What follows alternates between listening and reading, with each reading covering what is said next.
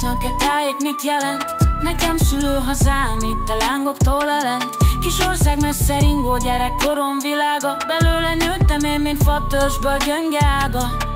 S remélem testem is majd a földbe süpped el. Itthon vagyok, a néha lábamhoz térdepel. Egy-egy bokor nevét is, virágát is tudom. Tudom, hogy merre mennek, kik mennek az uton. S tudom, hogy mit jelenthet egy nyári alkonyon a házfalakról csorgó vörösdő fájdalom. Ki képen száll fölébe, annak térképet táj, s nem tudja, hol lakott itt Vörös Martin Mihály. Annak mit rejt a térkép, gyárat s vad laktanyát, de nékem szöcskét, ökröt tornyot, szelíttanyát.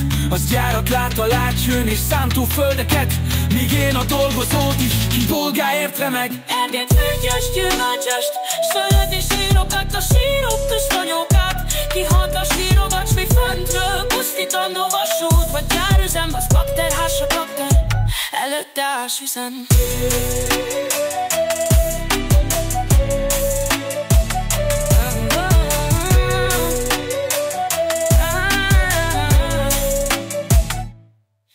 Piros zászló kezében, körötte sok gyerek, s a gyárak udvarában.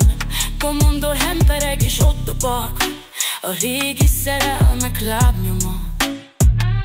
A csókok íze számban, hol mész, hol a fanya, s az iskolába menvén, a járda peremén, hogy ne feleljek aznap. Egy körre léptem én. Én itt a kő, de föntről a kő se látható. Nincs műszemeljen, mindez jól megmutatható. Hisz bűnösök vagyunk mi, akár a többi nép, s tudjuk miben vétkeztünk, mikor, hol és miképp. De élnek dolgozók itt, kötők is bűntelen és csetszopók, akikben megnő az értelem. Világ itt bennük őzik, sötét pincékbe bújva, míg ilyet nem ír hazánk